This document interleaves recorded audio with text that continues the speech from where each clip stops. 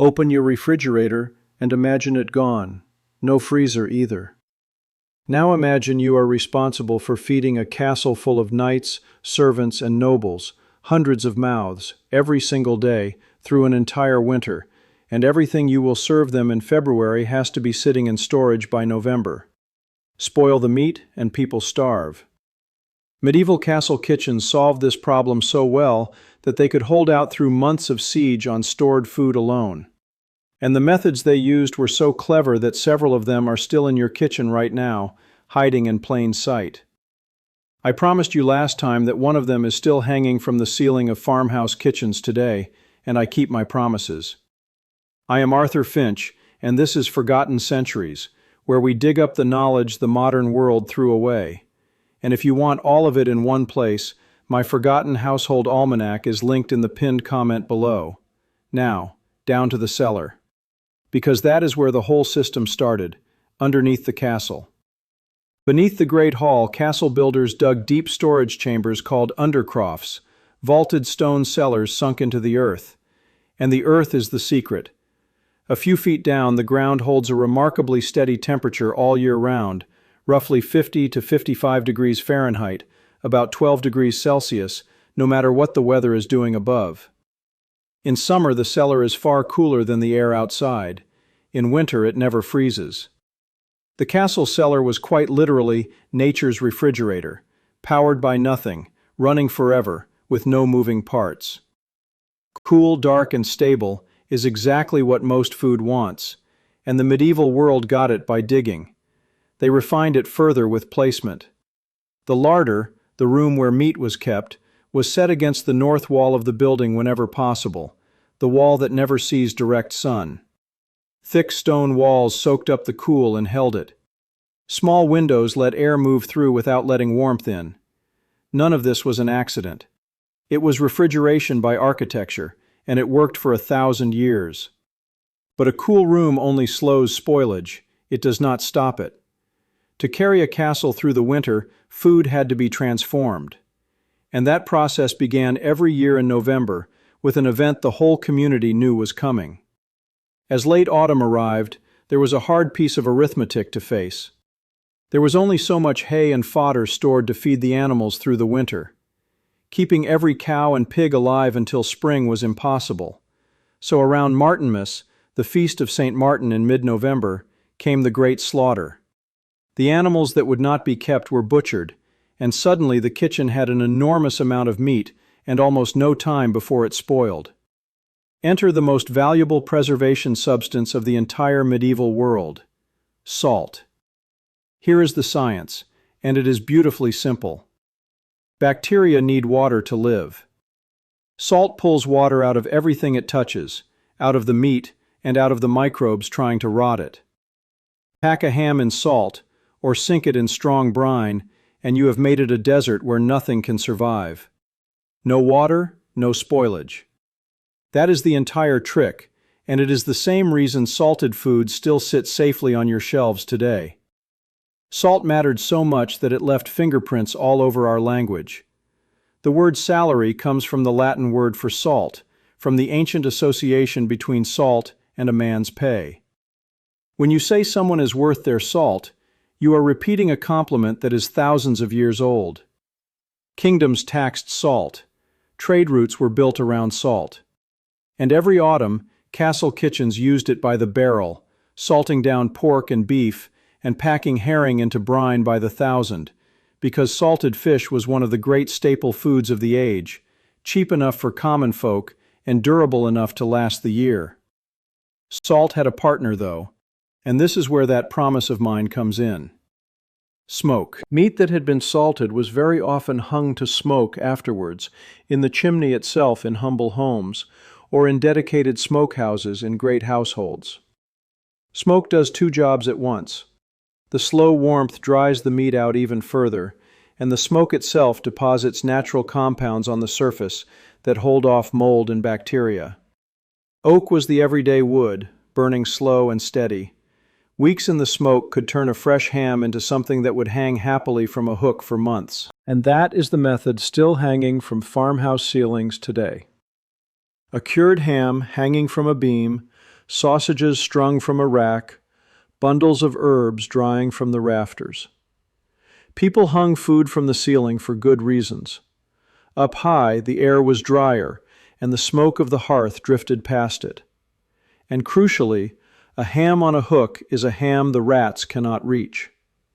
Every time you see a country kitchen with hams and dried herbs hanging overhead, or a Spanish bar with cured legs of ham suspended above the counter, you are looking at medieval food preservation, alive and well and delicious. If you are enjoying this, this is what we do every week on Forgotten Centuries, so consider subscribing, because the past is full of things this clever. Now, salt and smoke handled the meat, but drying alone could be even more extreme.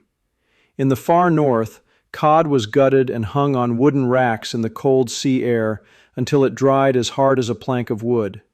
They called it stockfish, and it would keep for years. Years.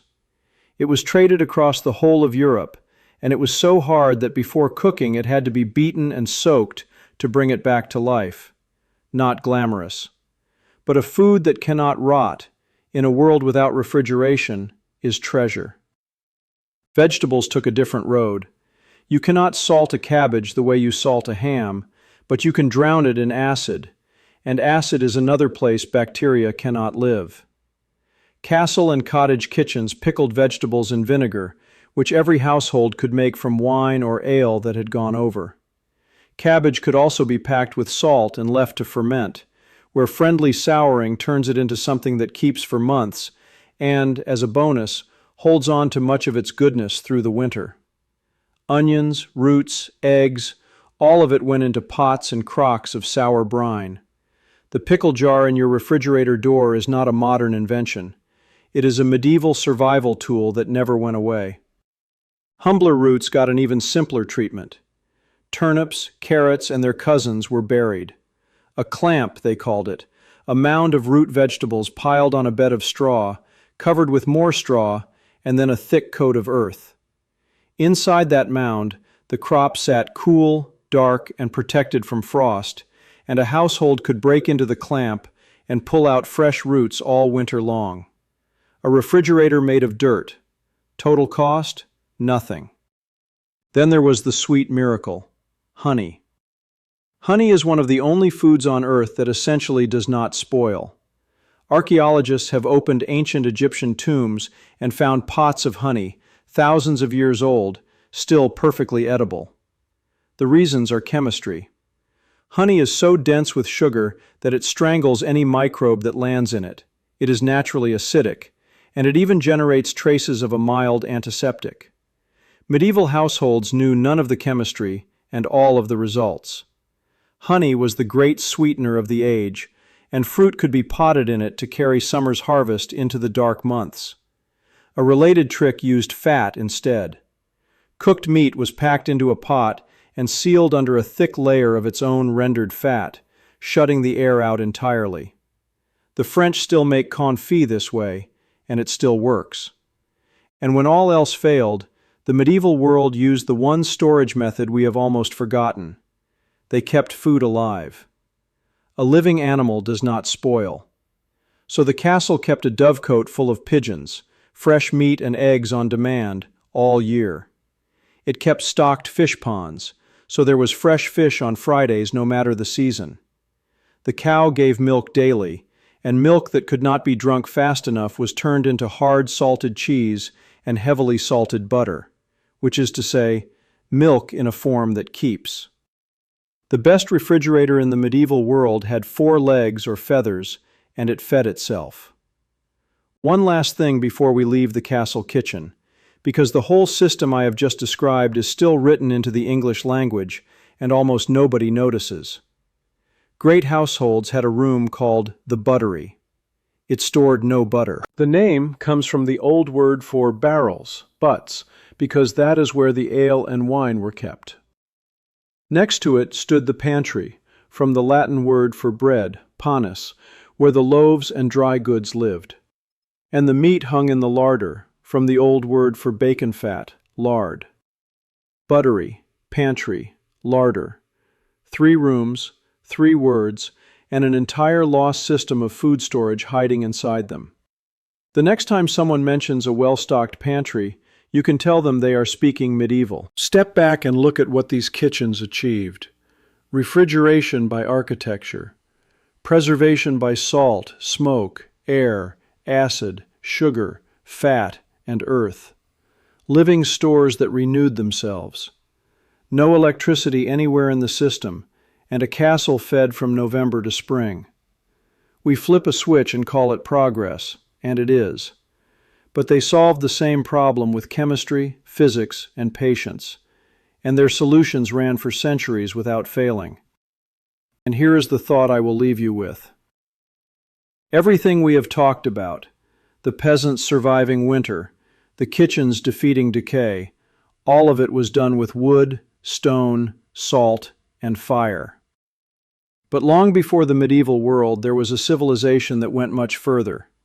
Central heating under the floors, concrete that hardens underwater, roads and water systems so good we still use some of them today. Then it collapsed, and Europe spent centuries forgetting what it knew. The technologies Rome took to the grave, and the ones we only recently figured out again, that is what we are digging up in the next video. And if you want the lost skills from this whole series gathered in one place, my Forgotten Household Almanac is waiting in the pinned comment below. I am Arthur Finch, and this has been Forgotten Centuries.